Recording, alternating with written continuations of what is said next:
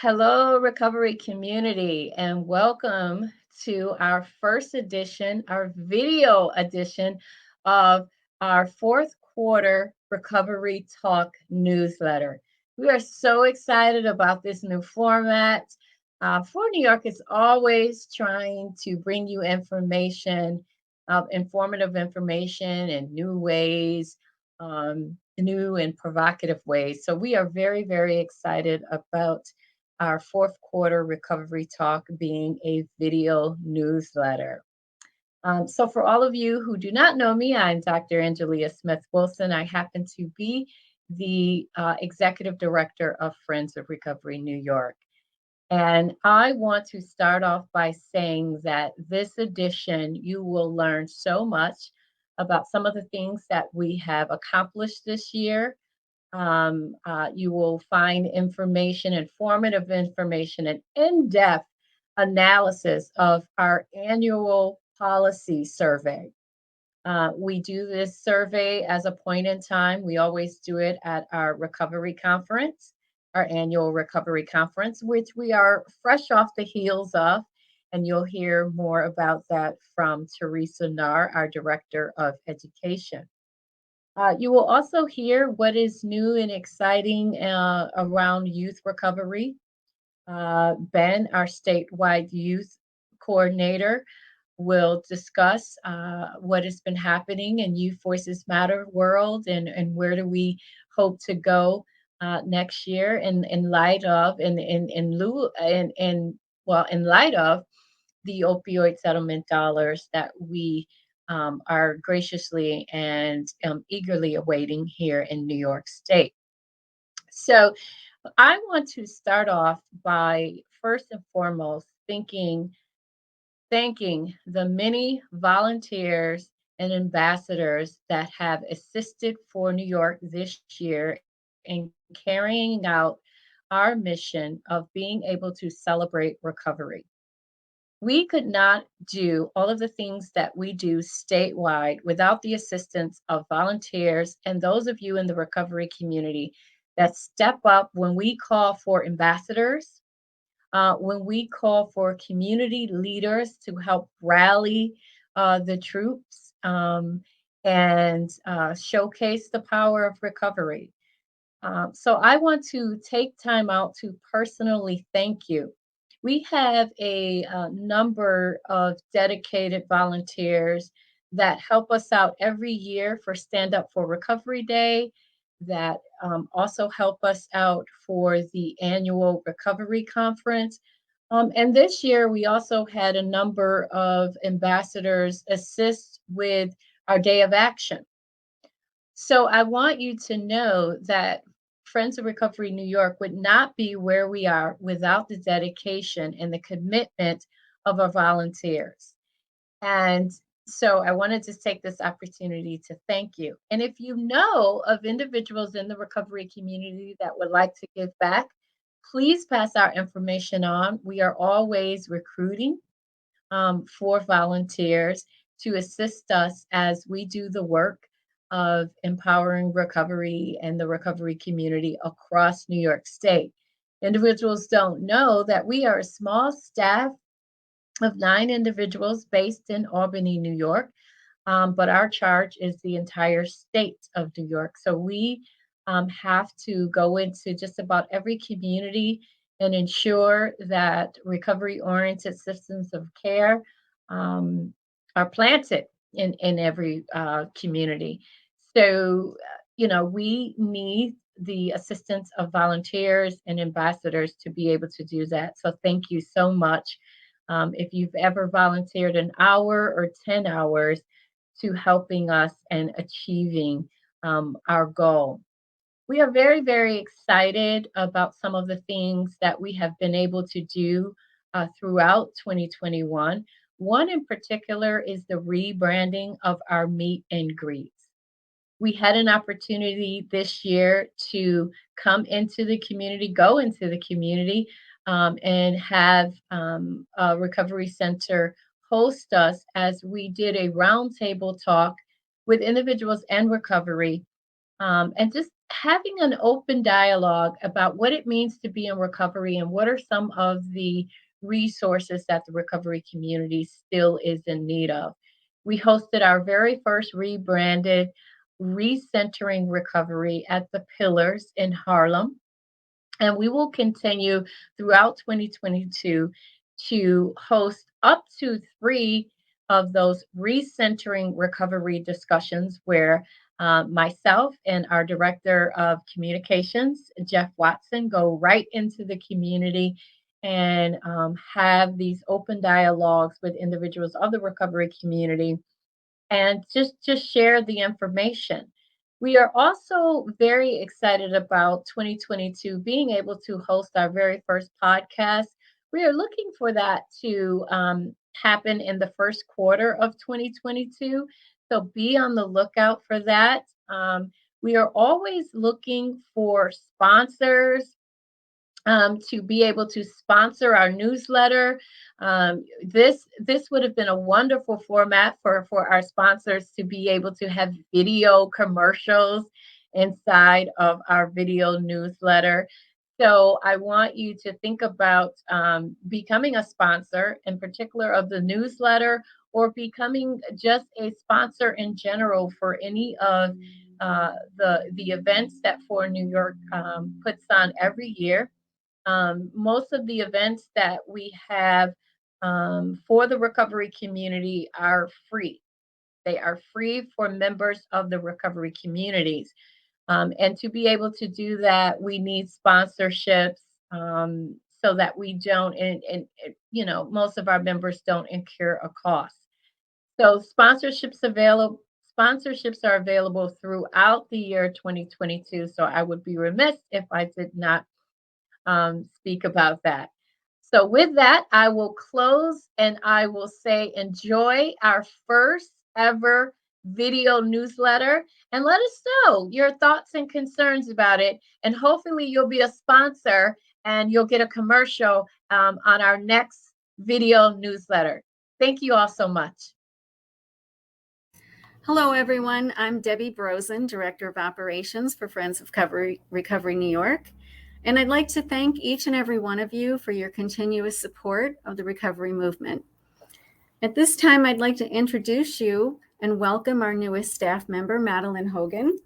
Maddie joined us in November as our project assistant and has been a great addition to our team. We would also like to wish you a safe and happy holiday season.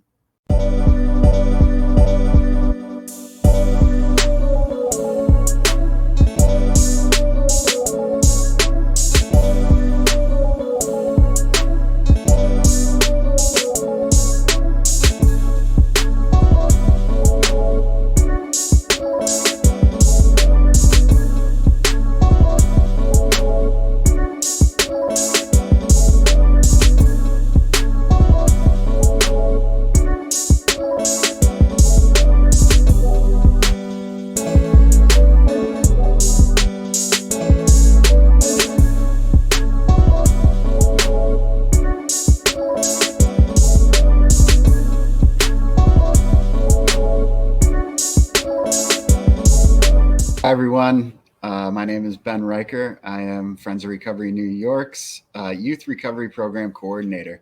And I'm here to just chat a little bit about what 2021 looked like for us and where we're going, where we expect to be in 2022. 2021 was really a transitional year for the work that YVM has been doing. And we moved from a representative model to a contracted partner model. And we have some amazing partners.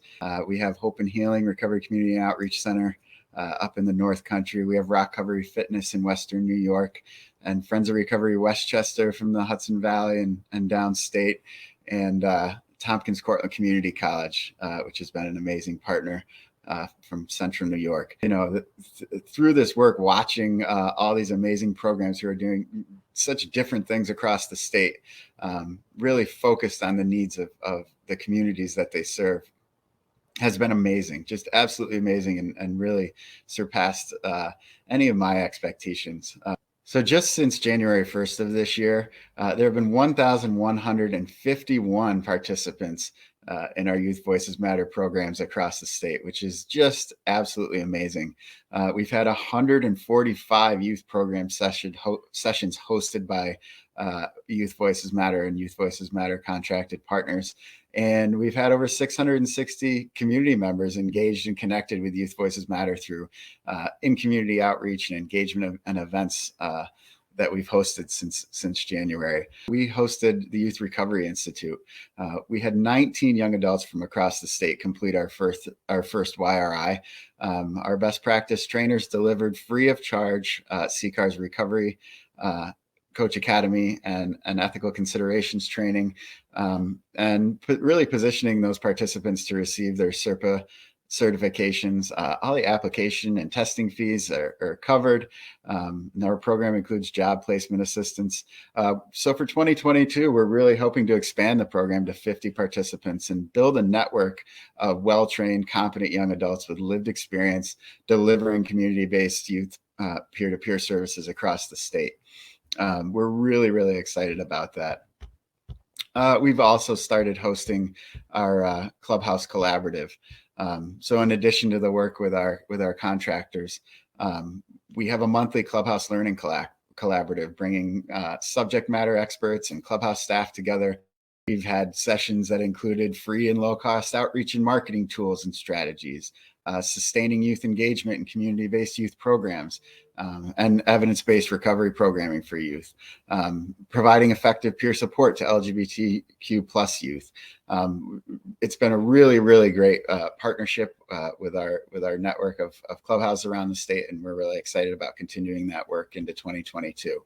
We'll also be launching a collegiate recovery collaborative, kind of in that same sort of space. So we're excited about that.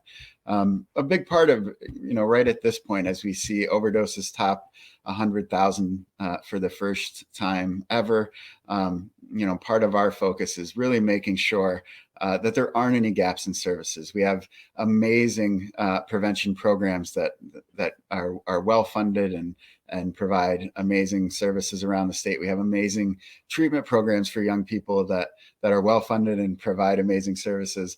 Part of our focus is making sure that those transitional age kids, those kids, that 14, 15, up to 24, 25, that may not fit in that prevention space. The needs may be a little bit different. They may be harm reduction resources or community-based recovery specific resources. We want to make sure that we're advocating for sort of a cutout, for a chunk of money that makes sure that those services are being provided. Collegiate recovery programs, high school recovery programs, making sure that there's community-based services for those young people that may have sort of outgrown that prevention space and aren't yet connected with those RCOCs, recovery community outreach centers, that are really designed to serve an adult population. So that's where our focus is right now, and we're looking forward to finishing up our 2022 youth policy statement with the input from young people and folks delivering services to young people across the state. And that's where we're spending our time right now is developing that policy statement and making sure that the needs of young people are being met. So we're looking forward to 2022. If anybody wants to get connected, make contribution of your time, please don't hesitate to reach out to myself or to Ashton Daly or to any one of our partner programs around the state. Thanks so much. Hi, everyone. It's Teresa Knorr here from Friends of Recovery New York. I am the Director of Recovery Education and Training. And welcome to our video newsletter, which is really exciting. We haven't done this before. So hi, everybody. I get to actually see you. Well, you get to see me. So I am here to talk about the New York State Recovery Conference. In 2021, we did a virtual conference, and it was a lot of work, but it was so gratifying in the end. And I want to thank all of the people who attended, and thank you for your evaluations. Certificates are coming. So if you haven't received a certificate from me, please give me an email tKnorr@for-ny.org. I'm sure we'll put that somewhere, so you can send me an email and I will send you your certificate if you did your evaluation and you signed it. I know we said that 1,000 times. But I also want to take a few moments to thank all of our wonderful presenters. We certainly could not have done this conference without you. And really, we are getting such great feedback about the variety of workshops that were presented this year, the depth and quality of what was going on. So I will be sending out those evaluations to presenters as well, so you can get to see some of the feedback. I also want to thank our planning committee. A lot of work goes into the conference. Thank you so much for everybody who participated in helping to plan, and to all the wonderful volunteers who came on and helped us run it. Couldn't have done it without you, and of course, our fabulous staff. Can't even say enough about the dedication and love that goes into this conference every year from this staff. I also want to let people know about the videos for the YouTube on our YouTube channel. So all of the presentations, all of the workshops are going to be live on our YouTube channel for anyone to see. Now, the special keynote speakers, Gabor Mate and Dion Flynn, if you attended the recovery conference, you will have access to those videos. If you didn't get a chance to attend the recovery conference, those will be available for a small fee. Fundraiser for New York. So that's all, folks. Thank you so much once again, and we look forward to seeing you next year. Anyone who's interested in helping us present next year, please let me know. Or if you're interested in helping plan, also send me an email. Look forward to seeing you guys soon, and happy holidays. Hello, Recovery Warriors. My name is Allison Weingarten, and I am the Director of Policy for Friends of Recovery New York. And this is the last Policy Corner of 2021. I cannot believe another year has gone by. And as I noted in the last newsletter, I give permission to the recovery community to pat our backs for the achievements we have seen. We are in a special time right now where funding will be coming in, and thanks to advocacy efforts, we are optimistic that the recovery community will be at the table when these decisions are made. But I can't be entirely positive in this moment. My heart aches now for those who are currently suffering in isolation, family and friends who do not know where to turn to help their loved ones, or as caregivers are unable to care for themselves, and of course, those missing their loved ones at the dining room table this holiday season. At times, I have to admit, I feel despair. Are we making progress when I learn of another beautiful soul lost month after month? But I rely on our community to remind me that we must take one step after the other, and we are making progress. More and more members of our community are embracing harm reduction as a way to save lives. You can see it in our conference program, in participation in our Recovery Meets Prevention monthly calls, and in the numerous mentions of harm reduction in our policy survey. We are becoming a more just and a more inclusive community, and the rest of the world will follow. We must go on. And with that, I am pleased to present the results of the 2021 policy survey. This survey will lead us into our advocacy campaign for the 2022 legislative session, including our annual Stand Up for Recovery Day, scheduled for Tuesday, February 8th, 2022. So about our survey. Our survey was first released during our recovery conference on October 17th, 2021. Following the conference, we sent the survey out via our e-bulletin and directly to our Recovery Community Organization and Recovery Community and Outreach Center distribution lists. We closed the survey on Friday, October 29th with 208 responses. That is more than 100 more responses than last year. This survey was a little different than last year as we were starting to refocus our vision at For New York on strategic planning with community participation. Like last year, though, we assessed the top policy needs of the recovery community, and we continued to focus on outreach to Black, Indigenous, and people of color, and how COVID-19 is impacting recovery. The survey results were justified by the newly formed policy committee. You will see the survey results. So We did have good representation from all around the state, including more rural areas of the state. We are proud of this, and we can see that certain areas of our state need more attention. We need to be focusing there to really build that recovery community. For example, in the North Country, in Central New York, and Western New York. We had great participation from recovery community organizations. 73% of respondents said that they were affiliated with a recovery community organization.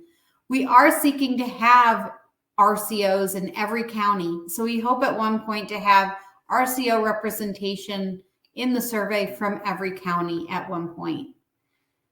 We are always proud that recovery covers rural, suburban, and urban communities. We say that recovery does not discriminate, and that really shows up in the results of communities that respondents come from. It's almost an equal divide, 27%, 37%, and 35% between rural, suburban, and urban, respectively.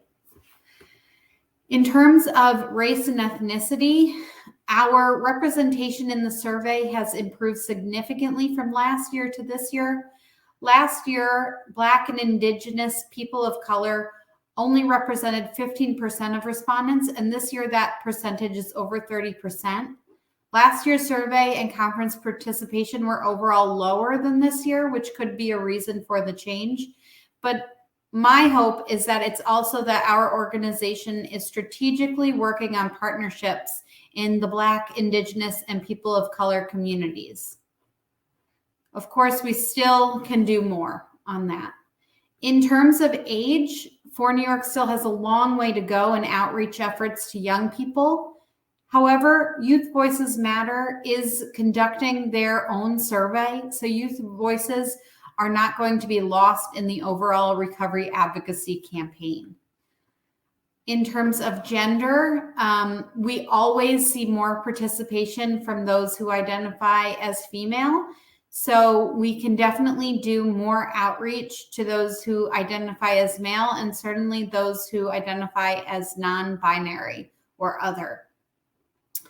And in terms of our recovery makeup, we always say nothing about us without us. And in this survey, 91% of respondents identified as either primarily a person in recovery or primarily a family member in recovery. And this information is representative of the New York State recovery community. I am now going to talk about the more qualitative questions asked. The first question, because we always like to start from a strengths-based perspective, is asking what the recovery community is most proud of in their local community. Of those respondents who replied to this question, 34% said they were most proud of their local recovery community organization. 16% of respondents said that they were proud of the peers or family navigators in their community. 13% said they were proud of the harm reduction services offered, and 7% said they were proud of outpatient treatment and stabilization services offered. It is important to recognize these and the other achievements noted because we have to acknowledge all of the advocacy work that has gone into the recovery supports we do have. Yes, there is a long way to go, but we have made progress. The next question was meant to find out if the top 4 priorities identified in the previous 2-year surveys were still relevant today. The answer is a resounding yes. 80% of respondents marked housing as the top 1 or 2 priority items for our advocacy agenda. This was followed by treatment on demand with recovery wraparound services, 69%, access to recovery-oriented systems of care, 62%, and access to transportation, 57%. So this leads us to know that we can continue with our policy agenda as it was and continue striving for those top needs. But I also want to acknowledge that 34% of respondents marked other as the most important issue. And while it's important to recognize priority issues as we enter into the legislative session, it is also important to recognize the other issues identified by the recovery community. So the other issues identified that people feel extremely strong about are linkage to recovery supports, especially post-treatment, post-incarceration, including recovery centers, legal services, education, job training, childcare, employment placement, and cooperation with law enforcement. A next really important category that was noted was access to harm reduction, including medication-assisted treatment, overdose prevention sites, methadone provided in every county. Then access to treatment on demand, including detox and inpatient, access outside of the 9-to-5 workday, and addiction crisis centers. Peer supports, family navigators, support for children was also listed. Recovery housing, again, it's a repeat, but it was noted. Mental health and addiction integrated services and supports was also found on our survey. Intersectional inclusion of the Black, Indigenous, and people of color community. Services and supports offered in more languages. More training on addiction and peer services, for example, for physicians and counselors. One-on-one therapy, and access to adequate physical health care. Other issues mentioned by respondents was focusing on gambling in New York State, focus on senior citizens, abstinence-based treatment programs, accountability for negligence practices in recovery housing or treatment, more opportunities for peers to join advisory boards and committees, person-centered reliable data, centralized services, COVID testing, access to HMOs, advertising, recovery services for youth, for example, youth clubhouses, recovery high schools, access to court-appointed recovery free from religion, spiritual care, workforce placement for those in recovery.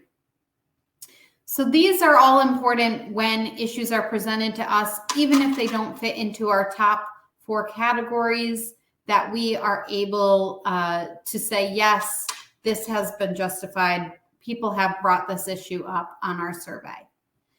Continuing on our survey, For New York is continuing its strategic and intentional efforts to be a racially inclusive organization that fights Black racism and white supremacy and recognizes the harm that has been caused for hundreds of years due to institutional anti-Black racism. The question is meant to help us continue to move forward as an organization. So the question is as follows: what can For New York do to better reflect the leadership, experiences, and perspectives of Black, Indigenous, people of color in our recovery communities across New York State? And the top response was education and awareness, which is like what we do with recentering recovery. Inclusion, including BIPOC community in decision-making, hiring more peers of color, vocational programs for people of color, and For New York needs to represent the communities we serve. Outreach to BIPOC communities was another top response. Advocacy and sharing of stories, being intentional about intersection of race and recovery and historical white supremacy, and allocating resources. And then others were unsure or gave other answers. The next question was, what are the top 2 concerns you have for your local recovery community as a consequence of COVID-19? In many ways, the recovery community has continued to show its resilience through the COVID-19 pandemic. However, there is no denying that overdose numbers are on the rise, and the COVID-19 pandemic has placed further barriers on the recovery community and those seeking help. So the responses to this question were, the top response was social anxiety, lack of social network, falling out of touch, and high rates of recurrence and overdose, lack of mental health services. So the next highest response was access to treatment and recovery services, loss of a center, lack of engagement with treatment program due to COVID-19 fear, outbreaks and treatment program, continuing telehealth when in person is preferred. The next highest response was staff shortages, then lack of COVID vaccinations, and other responses included no more recovery events, lack of PPE, lack of access to technology, lack of treatment discharge planning, lack of awareness to addiction as compared to COVID-19, and housing and food insecurity, resiliency of recovery community. The next question is there anything else you would like Friends of Recovery New York to know when developing our 2022 policy statement? And the highest response was using person-centered language, gender pronouns, recovery as a broadly defined term.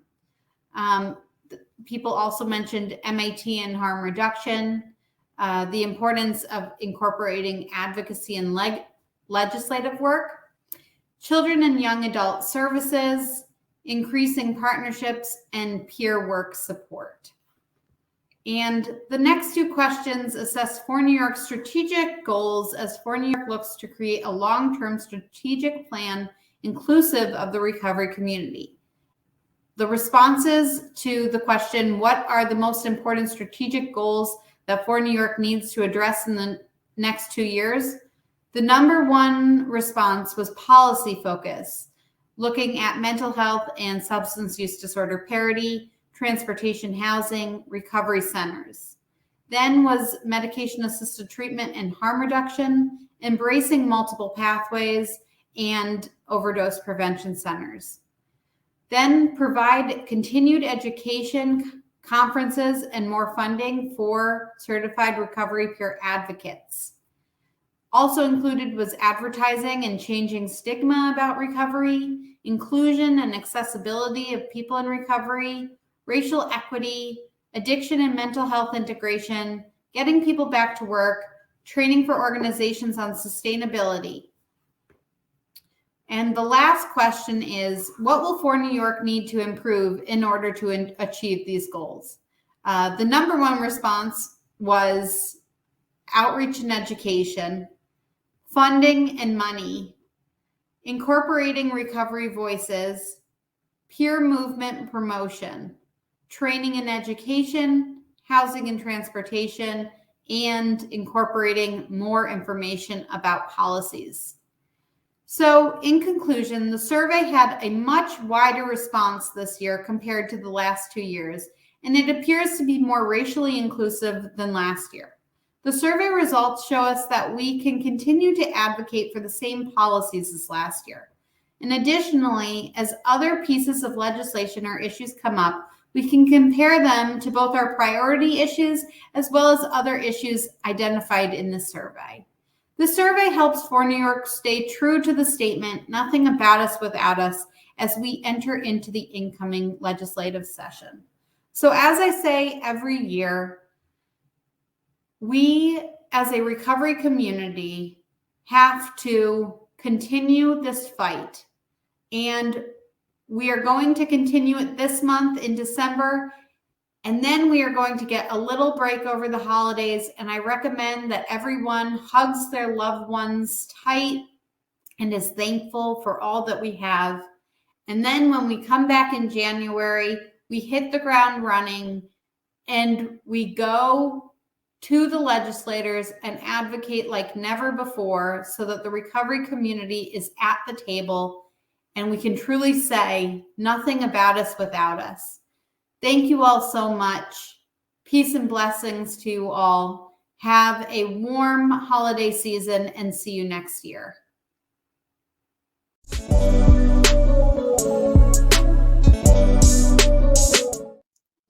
Hi, everybody. My name is Chaku Mathai, and I am a person in recovery. And for me, what that means is I haven't had a need to use alcohol and other drugs for now 36 years. And I'm so honored to be a part of the board of directors of the Friends of Recovery New York organization and to be the president. And for me, this is an incredible gift to be able to give back to our community and to continue this incredible transformation of what recovery means in New York State. And I want to thank each of you for who's been involved in that process. You've made that priority something that we're able to do so much more with now in New York State. So for me, this personal recovery story, our story that we bring together, each of us around New York State, has made this so important to me. I'm a father, I'm a husband. I get to have all of these opportunities only because of my recovery experience. And thanks to you and all of the people who have made my recovery possible by addressing the challenges that I may not have been able to address on my own, you were able to support me in my process. So that's what we want to be able to do. And going forward in 2022, we really want to prioritize a couple important things. One is that we want to center the voices of people in recovery. Our experience, our lived experience, and understanding of what works for us has to be at the center of public policy, budget, and all kinds of other initiatives at the systems level.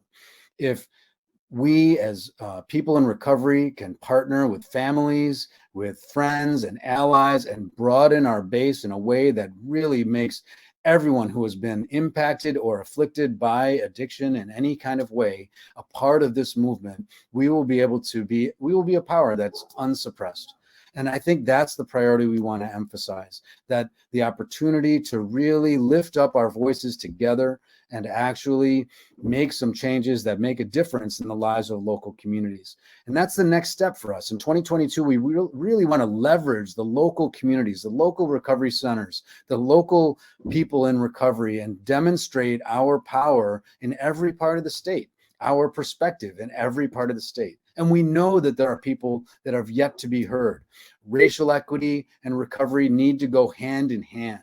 And so that means really thinking about what is it about recovery that still needs to happen for certain communities in New York State?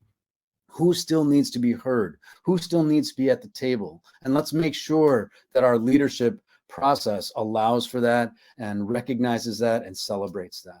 Our power is in our diversity. If we can harness that power and really celebrate our differences and bring them forward in a way that shows up in every part of our state, we are going to be able to achieve all of our aims and goals for this year. And finally, one of those priorities that's really important to me is the ability to discover the young people in recovery all around us. As a person who started my recovery process at the age of 15, I know from a very personal experience what it was like to be seen and heard and valued and celebrated by the people around me, by my own community, who wanted to hear more about what I had to say. And it brought in new ideas. And I was so surprised to see myself find my voice and to discover my own leadership. Youth leadership development is really about youth leadership discovery. See who's right under your nose and ready to move forward into that next step. We really want to embrace every person who wants to be a part of this movement, and let's see what we can do about that. Thank you so much for being part of this community, and our gratitude for you and for every voice that comes forward will be hopefully shown through all of the changes that we're able to make together. Thank you.